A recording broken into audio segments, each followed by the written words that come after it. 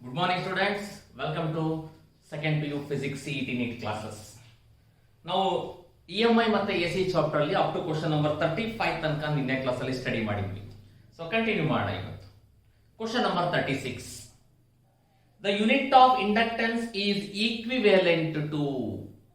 ನೋಡಿ actually unit of inductance ಅಂದ್ರೆ henry, but answer henry ನಲ್ಲಿ ಕೊಟ್ಟಿಲ್ಲ. ಇಟ್ ಈಸ್ ಈಕ್ವಿವೇಲೆಂಟ್ ಟು ಅಂತ ಹೇಳಿದ್ದಾರೆ ಅವರು. ಹಾಗಾದ್ರೆ ಈಕ್ವಿವೆಲೆಂಟ್ ಟು ಅಂತ ಅಂದಾಗ ಈಗ ಫಸ್ಟ್ ನಿಮಗೆ ಗೊತ್ತು, ನೆಗೆಟಿವ್ ಸೈನ್ ಬಿಟ್ಬಿಡಿ. EMF E is equal to L into di divided by dt. This is the basic formula. ಎಲ್ಲಿಗೆ ಬೇಕು ನನಗೆ ಇವಾಗ ಏನು equivalent of unit. This is question number 36. So L is equal to ಏನಂತ ಬರೀಬಹುದು, E into dt divided by di. Hence L is equal to EMF ಅಂದ್ರೆ ಏನಪ್ಪ, volt into dt ಅಂದ್ರೆ ಏನು, ಸೆಕೆಂಡ್, ಡಿವೈಡೆಡ್ ಬೈ di ಅಂತ ಅಂದ್ರೆ current ಅಲ್ವಾ, ಅದಕ್ಕೆ unit that is current ಗೆ ampere. Volt into second by ampere ಇದೇನ ಆಪ್ಷನ್ ನೋಡ್ರಿ. Volt into second by ampere, it is option 4 for question number 36. Option 4 is the right answer. Next, mutual inductance of two coils can be increased by. ಈಗ mutual inductance of two coils ಅಂತ ಹೇಳಿದ್ದಾರೆ. ನಾನು ನಿಮಗೆ formula ಬರೆಯುವಾಗ ಹೇಳ್ಕೊಟ್ಟಿದ್ದೆ. Mutual inductance of two coils ಗೆ M is equal to formula mu0 into N1 into N2 into A divided by L, okay, per unit length. ಈಗ mutual inductance of two coils can be increased by ಯಾವ್ದ್ರ ಮೇಲೆ depend ಆಗುತ್ತೆ, decreasing the number of turns. No, directly proportional ಇದೆ. As mutual inductance M is directly proportional to number of turns in the two coils. ಎರಡನೇದು increasing the number of turns in the coils, right. ಇದೆರಡನ್ನು ಜಾಸ್ತಿ ಮಾಡಿದ್ರೆ mutual inductance ಜಾಸ್ತಿ ಆಗುತ್ತೆ. ಅವನು ಕೇಳಿರೋದು increased by. ಮೂರನೇದು winding the coils, no, none of this, it is option 2. So option 2 is the right answer. So by increasing the number of turns in the coils, you can increase the mutual inductance of the two coils. Next, question number 38. When the plane of the armature of an AC generator is parallel to the field in which it is rotating. When the plane of the armature of an AC generator is parallel to the field, ಅಂದ್ರೆ magnetic field ಗೆ parallel ಆಗಿದ್ರೆ ಏನಾಗುತ್ತೆ ನೋಡಿ. Magnetic field ಗೆ parallel ಆಗಿದೆ ಅಂತ ಅಂದ್ರೆ ಅರ್ಥ ಅಲ್ಲಿ ಏನಾಯ್ತು ನಿಮಗೆ, ಅದು ಮ್ಯಾಕ್ಸಿಮಮ್ ಬರ್ತಾ ಇದೆ ಅಂತ ಅರ್ಥ. ಈಗ theta is the angle between the field and normal to the plane of the coil ಅಂತ ತಗೊಂಡ್ರೆ 90 ಡಿಗ್ರಿ ಆಯ್ತಪ್ಪ ಅಲ್ಲಿಗೆ. ಸೊ ಅಲ್ಲಿಗೆ E is equal to E0 sin theta ಅಲ್ವಾ. ನಮಗೆ ಏನಾಗುತ್ತೆ, ಫ್ಲಕ್ಸ್ ನೋಡೋದಾದ್ರೆ phi is equal to NAB cos theta ಅಪ್ಪ, NAB cos theta. Hence phi is equal to NAB cos 90 degree ಆಗುತ್ತೆ. ಸೊ cos 90 ಡಿಗ್ರಿ ಇದೆ ಅಂತ ಅಂದ್ರೆ ಅಲ್ಲಿಗೆ total what is the value of cos 90 degree 0. Hence it is 0. Magnetic flux 0 ಆಯ್ತು. ಅಲ್ಲಿ induced EMF ಏನಾಗುತ್ತೆ, we know that E is equal to E0 sin theta. E is equal to E0 sin theta. Hence E is equal to E0 sin 90 degree which is equal to E0 because sin 90 degree value is 1. ಅಂದ್ರೆ ಅರ್ಥ ಏನಾಯ್ತು ಇವಾಗ, ಇದು maximum ಆಯ್ತು ನಮಗೆ. ಅಲ್ಲಿಗೆ magnetic flux 0, induced EMF maximum ಆಗುತ್ತೆ ಅಲ್ಲಿ. ಯಾಕೆಂದ್ರೆ when the plane of the armature of an AC generator is parallel to the field ಇದೆ ಅಂತ ಅಂದ್ರೆ ಅರ್ಥ ಪ್ಲೇನ್ ಆಫ್ ದ ಕಾಯಿಲ್ಗೂ ಫೀಲ್ಡ್ಗೂ ಅಲ್ಲಿಗೆ ಥೀಟಾ 90 ಡಿಗ್ರಿ ಬಂದಿದೆ ಅಂತ ಆಗ್ಬಿಡುತ್ತೆ. ಮತ್ತೆ 0 ಡಿಗ್ರಿ ತಗೋಬೇಡ್ರಿ. ಓಕೆ, ಕ್ವಶನ್ ಸರಿಯಾಗಿ ಓದ್ಬೇಕು. ಇದು ಡಯಾಗ್ರಾಮ್ ಪ್ರಕಾರ ಇಮೇಜ್ ಮಾಡ್ಕೋಬೇಕು ನೀವು. ಸೊ ಇಲ್ಲಿ ಆಪ್ಷನ್ ಹುಡುಕ್ತಾ ಬನ್ನಿ ಯಾವ್ದಿದೆ. Both flux linked and induced EMF in the coils are 0. No, the flux linked with it is 0, correct, while induced EMF is maximum. So option 2 is the right answer for question number 38. Option 2 is the right answer.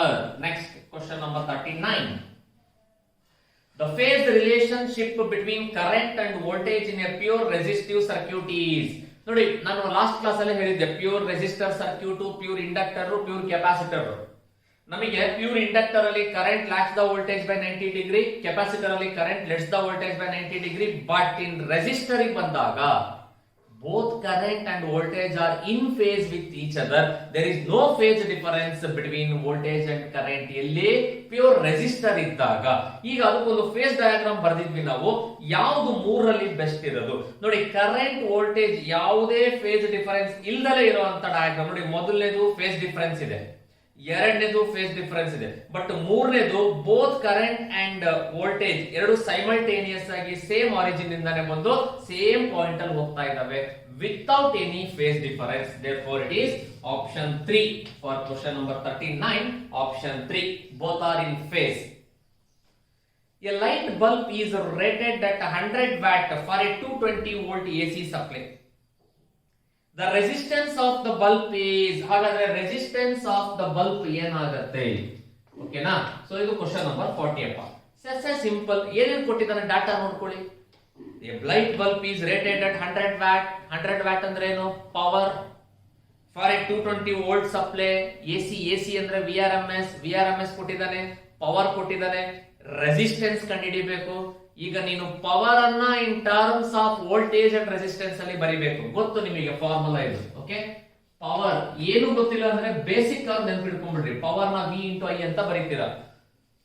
In terms of ನಮಗೆ ಯಾವ್ದ್ರಲ್ಲಿ ಬೇಕು ಇವಾಗ? ಇದು voltage and resistor ಅಲ್ಲಿ ಬೇಕು. therefore I can be written as what? V by R. hence it is V square divided by R. it is nothing but RMS voltage. ಇಲ್ಲಿ ನನಗೆ ಬೇಕಾಗಿರೋದು ಯಾವ್ದು ಇವಾಗ? Resistance.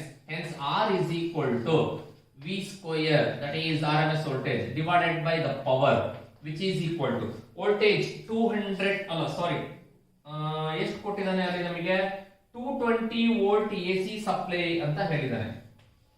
hence it is 220 into 220 divided by power 100 watt. so this 1010, this 1010 get cancelled. 22 into 22, that is 484 or 22 square, 484 ohms. hence the resistance is 484 ohms.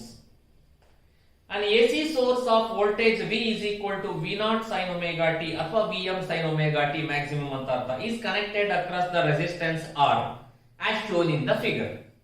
The phase relation between current and voltage for this circuit is ಏನಾಗಿರುತ್ತೆ? Obviously ಇಲ್ಲಿ ಹಿಂದಿನ question 39 ಏನಿತ್ತು? they are in phase. ಎಲ್ಲಿ? Pure resistor ಇದ್ದಾಗ. AC circuit ಅಲ್ಲಿ resistor ಒಂದೇ ಇದ್ರೆ ಆಗ ಆ current and voltage are in phase with each other. ಕೊಟ್ಟಿರೋ ಡಯಾಗ್ರಾಮ್ ಅಲ್ಲೂ ಅಷ್ಟೇ ನೋಡಿ. It has only pure resistor. hence there is no phase difference between voltage and the current. both are in phase. ಎರಡು in phase ಅಲ್ಲಿ ಇರ್ತವೆ. it is option 1 for question number 41. option 1 is the right answer. both are in phase. ನೆನ್ಪಿಟ್ಕೋಬೇಕು, because of the pure resistive circuit. next, in which of the following circuits the maximum power dissipation is observed? ಎಲ್ಲಿ maximum power dissipation ಅನ್ನ ನೀವು observe ಮಾಡ್ತೀರಾ? ಈಗ ನಾವು inductive circuit ತಗೊಂಡ್ರೆ current and voltage ನಮಗೆ there is a phase difference. Capacitive circuit ತಗೊಳ್ಳಿ, ಅಲ್ಲೂ ಕರೆಂಟ್ ಅಂಡ್ ವೋಲ್ಟೇಜ್ ಒಂದು ಫೇಸ್ ಡಿಫರೆನ್ಸ್ ಇದೆ. But whereas in the pure resistive circuit ಅಲ್ಲಿ ನಮಗೆ there is no phase difference. Since they are in phase with each other, dissipation ಜಾಸ್ತಿ ಆಗುತ್ತೆ. ಎರಡು equivalent ಇರೋದ್ರಿಂದ because of both voltage and current R in equal value are equal terms ಅಲ್ಲಿ there is a huge amount of power may is going to be loss. ಅದಕ್ಕೋಸ್ಕರನೇ ನಾವು LCR circuit ಅನ್ನು next ಮಾಡಿದ್ದು ಅಲ್ವಾ. ಸೊ ಹಾಗಾದ್ರೆ in which of the following circuit the maximum power dissipation is observed ಅಂದ್ರೆ pure capacitive ಅಲ್ಲ, pure inductive no, pure resistive circuit. as it is the right answer for question number 42. it is option 3, pure resistive circuit. then palitಕೊಳ್ಳಿ, power dissipation is more in pure resistive circuit. next, a 100 ohm resistor is connected to a 220 volt 50 hertz AC supply. the RMS value of current in the circuit is, RMS value of current ಕಂಡುಹಿಡಿಬೇಕು ನಮಗೆ. ಅಲ್ಲಿ ಕೊಟ್ಟಿರೋ data use ಮಾಡಿದ್ರೆ ನೀವು ಆರಾಮಾಗಿ ಕಂಡುಹಿಡಿಬಹುದು ಅಲ್ವಾ. So you can write IRMS is equal to VRMS divided by ಏನ್ ಕೊಟ್ಟಿದ್ದಾನೆ? 100 ohm resistor R IRMS is equal to VRMS by R ಅಂತ ಡೈರೆಕ್ಟ್ ಆಗಿ ಹಾಕೊಂಡ್ಬಿಡೋಣ ನಾವು ಇಲ್ಲಿ. So what is the value of VRMS 220 volt ಅಂತ ಕೊಟ್ಟಿದ್ದಾನೆ, and what is the value of resistance 100 ohms ಅಂತ ಕೊಟ್ಟಿದ್ದಾನೆ. ನನಗೆ ಬೇಕಾಗಿರೋದು IRMS ಕರೆಂಟ್ ಅಷ್ಟೇ ಅಲ್ವಾ, which is equal to the 0 get cancelled, hence it is 2.2 amperes, hence the IRMS current is 2.2 amperes. ಇದನ್ನ option 3 is the right answer. Next, the peak voltage of an AC supply is 440 volt, then its RMS value. ಇದು ನೋಡಿ ಬಹಳ important sir. ಇಲ್ಲಿ ಯಾಕೆ sir ಮತ್ತೆ IRMS ನ I0/√2 ಅಂತ ಹಾಕೊಳ್ಳಿಲ್ಲ ಅಂತಂದ್ರೆ ನಮಗೆ ಪೀಕ್ ಕರೆಂಟ್ ಕೊಡಬೇಕು, ಮ್ಯಾಕ್ಸಿಮಮ್ ಕರೆಂಟ್ ಕೊಡಬೇಕು, ಅದು I0. ಈಗ ನೆಕ್ಸ್ಟ್ ಕ್ವಶನ್ ಅಲ್ಲಿ the peak value of on AC supply ಕೊಟ್ಟಿದ್ದಾನೆ, ಅಂದ್ರೆ V0 ಕೊಟ್ಟಿದ್ದಾರೆ, ನಾನು VRMS ಕಂಡುಹಿಡಿಬೇಕು. ಹಾಗಾದ್ರೆ ಫಾರ್ಮುಲಾ ಏನು ಅದಕ್ಕೆ VRMS ಗೆ? VRMS is equal to peak ಕೊಟ್ಟಿರೋದ್ರಿಂದ V0 divided by √2.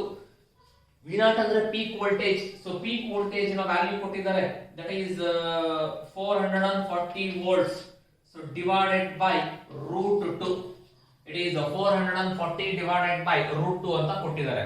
ಸೊ ಇದನ್ನ ನಾವು ಸಿಂಪ್ಲಿಫೈ ಮಾಡಬೇಕಪ್ಪ ಅಷ್ಟೇ ಇವಾಗ. It is VRMS is equal to 440 divided by 1.41 √2 ಅಂತಂದ್ರೆ 14 42 ಕರೆಕ್ಟಾ?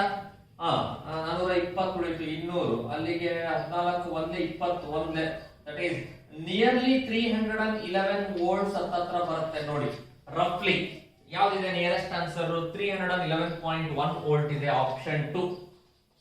For question number 42, option 2 is the right answer. Next, 45. The RMS value of current in an AC circuit is 25 amperes. The peak current, ಇಲ್ಲೂ ಅಷ್ಟೇನೆ RMS ಕೊಟ್ಟಿದ್ದಾನೆ, peak ಕಂಡುಹಿಡಿಬೇಕು. ಆ peak value ಬಂದಾಗ RMS ಅಂತ ಬಂದಾಗ ಅವೆರಡರ ರಿಲೇಶನ್ ಅನ್ನ ಬರ್ಕೊಳ್ಳೋದು ಕಲಿಬೇಕು ನೀವು. That is IRMS is equal to I0 divided by √2. ಈಗ ನೀನು ಪೀಕ್ ಕಂಡುಹಿಡಿಬೇಕು ಅಂದ್ರೆ I0 ಕಂಡುಹಿಡಿಬೇಕು. It is √2 into IRMS. That is IRMS value 25 ಅಂತ ಕೊಟ್ಟಿದ್ದಾನೆ, √2 ಅಂದ್ರೆ 1.5 into 25 ಅಪ್ಪ ಅಲ್ಲ 25 14 ಎಷ್ಟಾಗುತ್ತೆ ನಮಗೆ ಅಲ್ಲಿ? 1.5 into 350, 25 14 350 ಅಂದ್ರೆ ಇಲ್ಲಿ 35. So nearly 35 amperes is the maximum current. ಇದನ್ನ ನಿಯರೆಸ್ಟ್ ಆನ್ಸರ್ 35.36 amperes ನೋಡಿ. ಮತ್ತೆ ಆಪ್ಷನ್ 1 ಇದೆಯಲ್ಲ, ದಟ್ ಈಸ್ ಮಿಲಿ. ನನಗೆ ಮಿಲಿ ಬರ್ತಾ ಇಲ್ಲ, ಓನ್ಲಿ ಆಂಪಿಯರ್ಸ್. ಕನ್ಫ್ಯೂಸ್ ಮಾಡ್ಕೋಬಾರ್ದು ನಾವು ಇವಾಗ ಅಲ್ವಾ. It is option 2 35.36 amperes. So next question number 46 try ಮಾಡಿ ನೋಡೋಣ. Such A simple question, direct ಆಗಿರೋದು ಅನಿಸ್ತಾ ಇದೆ.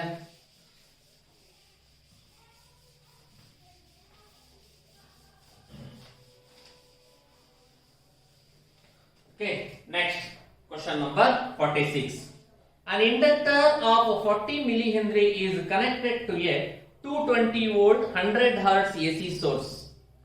The inductive reactance is, ಹಾಗಾದ್ರೆ ಇಂಡಕ್ಟಿವ್ ರಿಯಾಕ್ಟೆನ್ಸ್ ಏನಾಗುತ್ತೆ ನೋಡಿ. ಇಂಡಕ್ಟಿವ್ ರಿಯಾಕ್ಟೆನ್ಸ್ ಅಂದ್ರೆ XL, ಕೆಪಾಸಿಟಿವ್ ರಿಯಾಕ್ಟೆನ್ಸ್ ಅಂದ್ರೆ XC. ಕ್ವಶನ್ ಓದಿದಾಗ ಇವೆಲ್ಲ ನೆನಪಿಗೆ ಬರಬೇಕು. ಇಂಡಕ್ಟಿವ್ ರಿಯಾಕ್ಟೆನ್ಸ್ ಅಂದ್ರೆ XL ಕಂಡುಹಿಡಿಯಬೇಕು. XL ಗೆ ನಿಮಗೆ ಫಾರ್ಮುಲಾ ಗೊತ್ತು. You know the formula for XL. XL is nothing but 2πfL. Hence value substitute ಮಾಡಿ 2 into 22/7 into frequency ಕೊಟ್ಟಿದ್ದಾರೆ ನಮಗೆ 100 hertz ಅಂತೆ into L ಅಂದ್ರೆ inductance 30 milli henry. It is 30 into 10 raised to minus 3. 30 into 10 raised to minus 3. 3.14 ಬರ್ಕೊಂಡ್ಬಿಡ್ತೀನಿ ಅಂದ್ರೆ ಎಲ್ಲೂ ನಮಗೆ 7 ಇಂದ cancel ಆಗ್ತಲೇ ಇರೋದ್ರಿಂದ let me take it as 3.14 only. Now ಈಗ ಇದನ್ನ ನಾವು ಇಲ್ಲಿ ಸಿಂಪ್ಲಿಫೈ ಮಾಡ್ಬೇಕಪ್ಪ. ಓಕೆನಾ? 30 2s are 60. ನಾನು ಒಂದೊಂದೇ ಮಾಡ್ತಾ ಬರ್ತೀನಿ. 60 into 3.14, 100 ಅನ್ನ 10 ಸ್ಕ್ವೇರ್ ಮಾಡ್ಕೊಳ್ಳಿ. minus 3 plus 2 ಅಂದ್ರೆ ಏನಾಯ್ತಪ್ಪ? minus 1 ಆಯ್ತು. Hence XL is equal to minus 1 60 ಇರೋದ್ರಿಂದ ಇದನ್ನ 6 into 3.14 ಅಂತ ಮಾಡ್ಬೋದಾ? Hence XL is equal to 6 3s are 18, and 14 6 is 84, 18.8, nearly it is 18.8 ohms ಅಥವಾ 19 ohms ಗೆ ಹತ್ರ ಇರುತ್ತೆ ಆನ್ಸರ್. ಇದೇನಾ 18.85 ohms ಬಂದಿದೆ ನೋಡಿ ಕರೆಕ್ಟ್ ಆನ್ಸರ್ ನಮಗೆ. That is option 3. Option 3 is the right answer for question number 46. Next 47. Switch S is closed at t is equal to 0. After sufficiently long time, an iron rod is inserted into the inductor. Inductor ಗೆ insert ಮಾಡ್ತಾರೆ iron rod ಅನ್ನು. Diagram observe ಮಾಡಿ material ಅಲ್ಲಿ. Then the light bulb. ಈಗ iron rod insert ಮಾಡಿದಾಗ inductance ಜಾಸ್ತಿ ಆಯ್ತು. Correct? When iron rod is inserted, ಅದರ inductive reactance that is inductance ಜಾಸ್ತಿ ಆಗ್ತಾ ಬಂತು. ಇಂಡಕ್ಟೆನ್ಸ್ ಜಾಸ್ತಿ ಆದ್ರೆ ವೋಲ್ಟೇಜ್ ಕೂಡ ಏನಾಗ್ಬೇಕು ನಮಗೆ ಜಾಸ್ತಿ ಆಗುತ್ತೆ. ಬಟ್ ವೋಲ್ಟೇಜ್ ಜಾಸ್ತಿ ಆದ್ರೆ ಕರೆಂಟ್ ಏನಾಗ್ಬೇಕು ಮತ್ತೆ ಇವಾಗ ಡಿಕ್ರೀಸ್ ಆಗ್ತಾ ಬರುತ್ತೆ ನಮಗೆ ಅಲ್ಲಿ. ಬಿಕಾಸ್ ಆಲ್ರೆಡಿ ಗೊತ್ತು ನಿಮಗೆ ಅಲ್ಲಿ this causes voltage drop in the voltage across the bulb. Bulb ಅಲ್ಲಿ ವೋಲ್ಟೇಜ್ ಡ್ರಾಪ್ ಅಕ್ರಾಸ್ ಏನಾಗುತ್ತೆ ಕಡಿಮೆ ಆಗುತ್ತೆ. ಮತ್ತೆ ಕಡಿಮೆ ಆಗುತ್ತೆ ಅಂದಾಗ ಇಟ್ ಬಿಕಮ್ಸ್ ವಾಟ್ ಡಿಮ್ಮರ್. ಬರ್ತಾ ಬರ್ತಾ ಬರ್ತಾ ಅದು ಡಿಮ್ಮರ್ ಆಗ್ತಾ ಬರುತ್ತೆ. Okay, so let me repeat the reason. As the rod inserted, inductance reactance simply inductance increases and hence the voltage across inductor increases. This causes voltage drop across the bulb, therefore it gets dimmer. Option 2 for question number 47. Option 2 is the right answer. Next, a 44 millihenry inductor is connected to 220 volt 50 hertz AC supply. The RMS value of the current in the circuit is. ಈಗ ಮತ್ತೆ ಸ್ವಲ್ಪ ಯೋಚನೆ ಮಾಡಬೇಕು ನೀವು ಈ ತರ ಬಂದಾಗ ಕ್ವಶನ್ಸ್ಗಳು. Data ಏನ್ ಕೊಟ್ಟಿದಾನೋ ಅದಕ್ಕೆ ತಕ್ಕಂತೆ ನಾವು ಬರ್ಕೊಳ್ಳೋದು. IRMS ನ ನಾವು I0/√2 ಬರಿಬಹುದು. IRMS ನ VRMS by Z ಅಂತ ಬರಿಬಹುದು. IRMS ನ VRMS by R ಅಂತ ಬರಿಬಹುದು. IRMS ನ VRMS by XL ಅಂತ ಬರಿಬಹುದು. IRMS ನ VRMS by XC ಅಂತ ಬರಿಬಹುದು. ನೋಡಿ these are all ಎಲ್ಲವೂ ಡಿಫರೆಂಟ್ ಕೈಂಡ್ಸ್. ಅದಕ್ಕೆ ಡಾಟಾ ಮೇಲೆ ಡಿಪೆಂಡ್. ಇಲ್ಲಿ ಇಂಡಕ್ಟೆನ್ಸ್ ಎಲ್ ನಮಗೆ ಕೊಟ್ಟಿದ್ದಾನೆ ಏನು, a 44 millihenry is connected to 220 volt and 50 hertz supply. The RMS value of the current in the circuit is. ಹಾಗಾದರೆ IRMS ಕರೆಂಟಿಗೆ ನಾನು ಇಲ್ಲಿ ಕೊಟ್ಟಿರೋ ಡಾಟಾ ಪ್ರಕಾರ VRMS divided by XL. But XL ನೋಡಿ XL ಅಂದ್ರೂ ರೆಸಿಸ್ಟೆನ್ಸ್, XC ಅಂದ್ರೂ ರೆಸಿಸ್ಟೆನ್ಸ್, R ಅಂದ್ರೂ resistance, Z ಅಂದ್ರೂ ರೆಸಿಸ್ಟೆನ್ಸ್. ಒಂದು ಸರ್ಕ್ಯೂಟ್ ಅಲ್ಲಿ ಇಂಡಕ್ಟರ್, ಕೆಪಾಸಿಟರ್, ರೆಸಿಸ್ಟರ್ ಮೂರು ಇದ್ದು ಅದರ ಟೋಟಲ್ ರೆಸಿಸ್ಟೆನ್ಸ್ ಅನ್ನು ನಾವು ಇಂಪಿಡೆನ್ಸ್ ಅಂತ ಕರಿತೀವಿ. ಆಗ Z. ಬರೀ ರೆಸಿಸ್ಟರ್ ಇದ್ರೆ R, ಬರೀ ಇಂಡಕ್ಟರ್ ಇದ್ರೆ XL, ಬರೀ ಕೆಪಾಸಿಟರ್ ಇದ್ರೆ XC. ಓಕೆನಾ?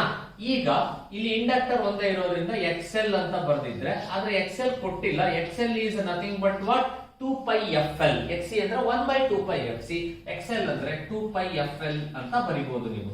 Hence IRMS is equal to, what is the value of VRMS? 220 volt divided by 2 into 3.14 into f frequency ಎಷ್ಟು ಕೊಟ್ಟಿದ್ದಾನಪ್ಪ ನಮಗೆ ಅಲ್ಲಿ 50 hertz into 44 millihenry. It is 44 into 10 raised to -3 ಆಗುತ್ತೆ. Hence I have to find the value of IRMS ಅಲ್ವಾ ಇವಾಗ. Okay, it is 50 to the 100. Okay, 100 ಅಂದ್ರೆ 10 square ಆಯ್ತು. 50 to the 100 ಇದು -3 ಇದೆ ಅಂದ್ರೆ ಏನು ಉಳಿತು 10 raised to -1 ಉಳಿತವ ನಮಗೆ. ಆ 10 raised to -1 ಇದೆ ಅಲ್ಲ ನಮಗೆ 44 ಅನ್ನ 4.4 ಅಂತ ಮಾಡ್ಕೋಬಹುದು. ಅವಾಗ 4.4 ಅರ್ಥ ಆಯ್ತಾ? ಇವೆಲ್ಲ ಕಲಿಬೇಕು ಹೀಗೆ. 50 to the 100 ಅಂದ್ರೆ 10 ಸ್ಕ್ವೇರ್, -3 plus 2 -1 10 raised to -1 ಆಯ್ತು.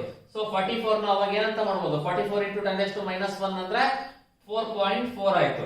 3.14 into 4.4 ಆಯ್ತು. 220 divided by 4.4 ಅಂತಂದ್ರೆ 4 3 is 12, 4 3 is 12, ನಿಯರ್ಲಿ ಸಮ್ 14 ಅಂತ ಮಾಡ್ಕೊಳ್ಳೋಣಪ್ಪ, ಹತ್ತತ್ರ, ನಾಟ್ ಎಕ್ಸಾಕ್ಟ್ಲಿ. ಸೊ ನಿಯರ್ಲಿ 14 ಅಂತ ಮಾಡಿರ್ತೀನಿ. 220 ಡಿವೈಡೆಡ್ ಬೈ 14, 140 ಪ್ಲಸ್ 170 ಅಂದ್ರೆ ನಿಯರ್ಲಿ 15.5 ನ 15 ಪಾಯಿಂಟ್ ಸಮಥಿಂಗ್ ಎಷ್ಟೋ ಬರುತ್ತೆ. ಸೊ ನಾನು 15.5 ಆಂಪಿಯರ್ಸ್ ಅಂತ ತಗೊಳ್ತೀನಿ. ನಿಯರೆಸ್ಟ್ ಆನ್ಸರ್ ಇದೆ ನಾವು ಹುಡುಕಿ ಯಾವ್ದಾದ್ರು. 15.9 ಆಂಪಿಯರ್ಸ್ ಇದೆ ನಿಯರೆಸ್ಟ್ ಆನ್ಸರ್ ನಮಗೆ. Yes, option 3. So option 3 is the right answer. 15.9 amperes. This is question number 48 ಅಲ್ವಾ? ಸರಿ. Next 49. A coil of 0.01 Henry inductance and 1 ohm resistance is connected to 220 volt 50 hertz AC supply. The time lag between maximum alternating voltage and current is. Time lag ಕಂಡುಹಿಡಿಬೇಕು ಅಂತಂದ್ರೆ ನನಗೆ first phi ಬೇಕು, ಆಮೇಲೆ omega ಬೇಕು. Omega ಏನೋ ಬರೀಬಹುದು, but phi ಬೇಕಲ್ಲ, phase angle ಬೇಕಲ್ಲ ನನಗೆ. ಈಗ ಫೇಸ್ ಆಂಗಲ್ ಕಂಡುಹಿಡಿಯಲಿಕ್ಕೆ you know that tan phi, if you want to find the phase difference, then tan phi is equal to what?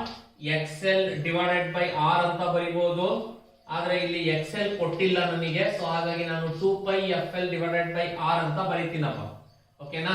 Hence tan phi is equal to 2 into 3.14 into frequency ಎಷ್ಟಿದೆಪ್ಪ 50 into 0.01 henry ಅಂತೆ, divided by ಎಷ್ಟು ಕೊಟ್ಟಿದ್ದಾನೆ resistance 1 ohm ಅಂತೆ. Hence tan phi is equal to 52 is 100, 0.1 ಅಂದ್ರೆ cancel ಆಯ್ತು, ಇನ್ನೇನು ಉಳಿತು? It is just 3.14 ಉಳಿತು. Therefore phi is equal to tan inverse of 3.14. ನೋಡಿ, ಇದು ನೀವು ಟೇಬಲ್ ನೆನ್ಪಿಡ್ಕೊಳ್ಳೋದು ಕಷ್ಟ ಆಗತ್ತೆ ನಮಗೆ. ಓಕೆನಾ? ಇನ್ನು 1 ಇದ್ದಿದ್ರೆ ಡೈರೆಕ್ಟ್ ಆಗಿ ಬರ್ಬಿಡ್ತಾ ಇದ್ರಿ ನೀವು. tan inverse of 3.14 ಅಂತಂದ್ರೆ it is nearly 72 ಡಿಗ್ರಿ ಬರುತ್ತೆ ನಮಗೆ, nearly.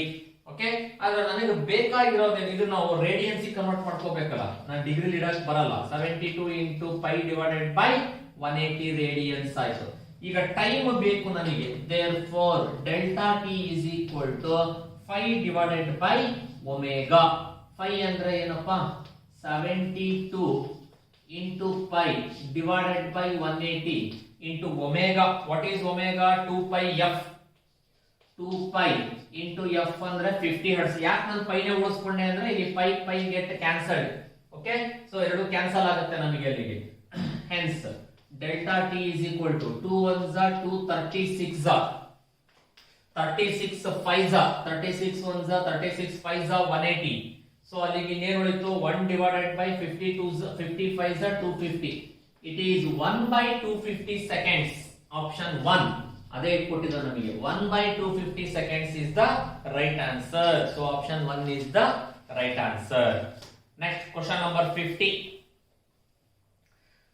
A 5 microfarad capacitor is connected to a 200 volt 100 hertz AC source. The capacitive reactance, ನೋಡಿ ಅಲ್ಲಿ ಇಂಡಕ್ಟಿವ್ ರಿಯಾಕ್ಟೆನ್ಸ್ ಅಂದಾಗ XL ತಗೊಂಡೆ, ಈಗ ಕೆಪಾಸಿಟಿವ್ ರಿಯಾಕ್ಟೆನ್ಸ್ ಅಂದಾಗ XC ಯೂಸ್ ಮಾಡಬೇಕು ನೀವು. XC ಅಂದ್ರೆ ಏನಪ್ಪ? 1 divided by 2 pi FC.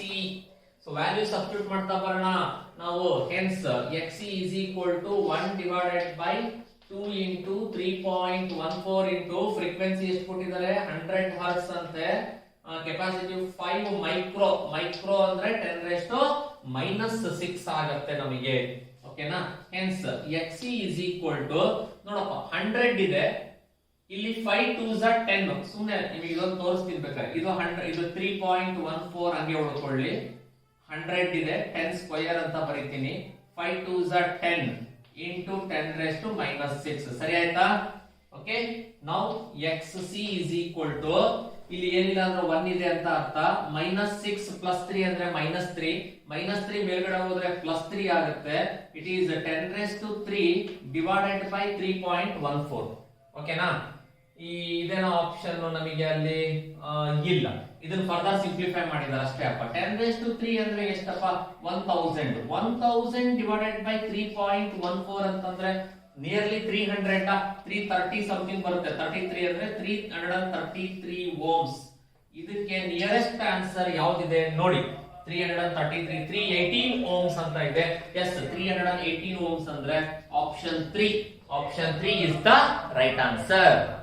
Go. So question number 51 ಗೆ ಮೂವ್ ಆಗೋಣ. A 30 microfarad capacitor is connected to a 150 volt 60 hertz AC supply. The RMS value of the current in the circuit is once again ಏನ್ ಕೊಟ್ಟಿದ್ದಾನೋ ಅದ್ರ base ಮೇಲೆ ನೋಡಿ ಬಹಳ easy. ಇವೆಲ್ಲ previous year ಸುಮಾರು update ಆಗಿರತಕ್ಕಂತ questions ಗಳಿದಾವೆ ಇದೇ type. IRMS is equal to VRMS divided by ಅಲ್ಲಿ L ಕೊಟ್ಟಿದ್ರೆ XL ಬರ್ಕೋಬೇಕು, C ಕೊಟ್ಟಿದ್ರೆ XC ಬರ್ಕೋಬೇಕು. ಈಗ C ಕೊಟ್ಟಿರೋದ್ರಿಂದ ನಾನು XC ಅಂತ ಬರ್ಕೊಳ್ತಾ ಇದ್ದೀನಿ ಅಷ್ಟೇನೆ. Hence IRMS is equal to VRMS ಎಷ್ಟಂತೆ 150 volt ಅಂತೆ divided by XC ಅಂತಂದ್ರೆ ನೋಡಿ ಇದು ಇಂಪಾರ್ಟೆಂಟ್. XC ಅಂದ್ರೆ 1/2 pi FC 1 divided by 2 pi FC. So ಈ 2 pi FC ಇವಾಗ ಮೇಲೆ ಹೋಗುತ್ತೆ. Hence IRMS is equal to 150 into 2 into pi ಅಂದ್ರೆ 3.14 frequency 60 hertz into capacitance 30 microfarads. 30 into 10 raised to minus 6 microfarad ಅಂತ ಅಂದ್ರೆ ಓಕೆ. ಹೆನ್ಸ್ ಈಗ ನಾವು IRMS ಕರೆಂಟ್ ಅನ್ನ ಕಂಡುಹಿಡಿಯಬೇಕಪ್ಪ. ನೋಡೋಣ ಏನೇನ್ ಬರುತ್ತೆ ಅಂತ. ಸೊ 150 2s 300 ಆಯ್ತು. 150 2s 300 ಇದು 3.14 ಹಾಗೆ ಇರಲಿ. 60 into 30 1800 it is 1800 into 10 raised to minus 6 ಆಯ್ತು. Hence IRMS is equal to 300 ಅನ್ನ 3 into 10 square into 3.14 1800 ಅನ್ನ 1.8 into 10 raised to 3 ಬರಿಬೋದಾ into 10 raised to minus 6 ಆಯ್ತಪ್ಪ. ಸೊ ಅಲ್ಲಿಗೆ ಈ 3 plus 2 5 ಆಯ್ತು. ಇನ್ನು minus 1 ಉಳಿತು, ಇರ್ಲಿ ನೋ ಪ್ರಾಬ್ಲಮ್. ನೋಡಿ 3 into 3.14 ಅಂದ್ರೆ ನಿಯರ್ಲಿ 10. 3.14 into 3 ಅಂತ ಅಂದ್ರೆ 9.5 ನಾಟ್ ಎಕ್ಸಾಕ್ಟ್ಲಿ 10 9.5 ಬರುತ್ತೆ. 9.5 into 1.8 ಅಂತ ಅಂದ್ರೆ 18 174 ನಿಯರ್ಲಿ 17 ಹತ್ರ ಬರುತ್ತೆ ಅಂತ ಇಟ್ಕೊಳ್ಳಿ. ನಾಟ್ ಎಕ್ಸಾಕ್ಟ್ಲಿ ನಿಯರ್ಲಿ 17 ಹತ್ರ ಬರುತ್ತೆ. 17 into 10 raised to minus 1 ಉಳಿತಾ. 3 plus 2 5 minus 6 plus 5 ಅಂದ್ರೆ minus 1. 17 into 10 raised to minus 1 ಅಂದ್ರೆ ಏನಾಯ್ತು ಅಲ್ಲಿಗೆ 1.7 ಆಂಪಿಯರ್ಸ್ ಆಯ್ತು. ಇದೆ ನಾನು ನಿಯರೆಸ್ಟ್ ಆನ್ಸರ್ 1.7 ಆಂಪಿಯರ್ಸ್ ಇದೆ option 2. So option 2 is the right answer 1.7 amperes. ನೋಡಿ ಇಷ್ಟೆಲ್ಲಾ ಲೆಕ್ಕ ನೋಡ್ತಾ ಬರ್ತಾ ಇದ್ದೀರಾ. Calculation plays a very important role. ನೀವು ಬರೀ ಫಾರ್ಮುಲಾ ನೆನಪಿಟ್ಕೊಂಡ ತಕ್ಷಣ ಲೆಕ್ಕ ಮಾಡ್ಲಿಕ್ಕೆ ಬರಲ್ಲ. You have to practise the calculation. Correct ಆಗಿ ಮಾಡೋದನ್ನ ಪ್ರಾಕ್ಟೀಸ್ ಮಾಡ್ಬೇಕು. ಇಷ್ಟೊತ್ತಿಗೆ ಆಲ್ರೆಡಿ ಪ್ರಾಕ್ಟೀಸ್ ಮಾಡಿರ್ಬೇಕಿತ್ತು. ಮಾಡಿಲ್ಲ ಅಂದ್ರೆ ಈಗಲೂ ನೀವು ಓನ್ ಆಗಿ ಇದನ್ನೆಲ್ಲ ಟ್ರೈ ಮಾಡ್ತಾ ಬರಬೇಕು. ಇಲ್ಲ ಅಂದ್ರೆ ನೀವು ಫಾರ್ಮುಲಾ ನೆನಪಿಟ್ಕೊಂಡು CET ನೀಟ್ ಕ್ಲಿಕ್ ಆಗ್ಲಿಕ್ಕೆ ಆಗಲ್ಲ. ಇನ್ LCR series circuit under resonance, if IM is the current amplitude, VM S voltage amplitude, R is the resistance, Z is the impedance, XL is the inductive reactance, X is the capacitive reactance. Okay, then ಏನಾಗುತ್ತೆ ಅಲ್ಲಿ? ಈಗ ನಮಗೆಲ್ಲ ಗೊತ್ತಿರೋ ಪ್ರಕಾರ under resonance ಇದ್ದಾಗ, it is under resonance ಇದ್ದಾಗ ಇದು ಗೊತ್ತಾಗ್ಬಿಡ್ಬೇಕು ನಿಮಗೆ. XL is equal to ಏನಾಗಿರುತ್ತೆ XC ಆಗಿರುತ್ತೆ. ಅವಾಗ Z is equal to ಏನಾಗಿರುತ್ತೆ R ಆಗಿರುತ್ತೆ. ನಮಗೆ ಏನ್ ಕೇಳಿದಾನೆ ಅವನು? If IM is the current amplitude, VM is the voltage amplitude. ಅವೆರಡರ ನಡುವೆ ಏನೋ relation. therefore IM is equal to VM divided by Z ಬರಿತಾ ಇದ್ವಿ. ಇನ್ ಪ್ಲೇಸ್ ಆಫ್ Z ಬರೆಯೋದ್ರ ಬದಲು ಏನ್ ಬರಿಬಹುದು? R ಅಂತ ಬರಿಬಹುದು. ಬಿಕಾಸ್ ರೆಸೊನೆನ್ಸ್ ಅಲ್ಲಿ Z is equal to R ಆಗಿರುತ್ತೆ. So it is option 4. Option 4 is the right answer for question number 52. At resonance frequency, the impedance in series LCR circuit is minimum ಅಲ್ವಾ? ಯಾಕೆ? ಮತ್ತು resonance ಅಂತ ಬಂದಾಗ XL is equal to XC, Z is equal to R ಆಗಿರುತ್ತೆ. R ಆಗಿದೆ ಅಂದಾಗ obviously value ಏನಾಗುತ್ತೆ? ಕಡಿಮೆ ಆಗುತ್ತೆ. Minimum. It is option 2. Minimum is the right answer. The Q factor of a series LCR circuit with L is equal to 2 Henry, C is equal to 32 microfarads and R is equal to 10 ohm is ಏನಾಗುತ್ತೆ? Q factor ಕಂಡುಹಿಡಿಬೇಕು ನಾವು ಇಲ್ಲಿ. Data L ಕೊಟ್ಟಿದ್ದಾನೆ, C ಕೊಟ್ಟಿದ್ದಾನೆ, ಮತ್ತೆ R ಕೊಟ್ಟಿದ್ದಾನೆ. Using that ನಾವು Q factor ಅನ್ನ ಕಂಡುಹಿಡಿಯೋಣ. You know that Q is equal to 1/r into root of L by C ಅಂತ ಬರೀತೀರಪ್ಪ. 1 ಡಿವೈಡೆಡ್ ಬೈ ಆರ್ ಅಂದ್ರೆ 10 ಅಂತೆ, ಇಂಟು ರೂಟ್ ಆಫ್ ಎಲ್ ಅಂತ ಅಂದ್ರೆ 2 ಹೆನ್ರಿ. ಕೆಪಾಸಿಟನ್ಸ್ ಎಷ್ಟು ಕೊಟ್ಟಿದ್ದಾನಪ್ಪ? 32 micro ಫ್ಯಾರಡ್ಸ್. 32 into 10 raised to minus 6. Is it right? Hence Q is equal to 1/10 into 2 ones are 2 16s are 32. ಅಲ್ಲಿಗೆ root 16 ಹೊರಗಡೆ ಬಂದ್ರೆ 4 ಆಗುತ್ತೆ. -6 ರೂಟ್ ಇಂದ ಹೊರಗಡೆ ಬಂದ್ರೆ -3 ಆಗುತ್ತೆ. Hence Q is equal to -3 ಮೇಲೆ ಕಳಿಸ್ರಿ +3 ಆಗುತ್ತೆ. +3 is nothing but what? 1000. 10 4s are 40 ಆಗುತ್ತೆ. 100/4 ಉಳಿತು. 100/4 ಅಂದ್ರೆ ಏನಪ್ಪಾ? 25. Hence, what is the value of Q factor? 25. Option 3. For question number 54, option 3 is the right answer. Next.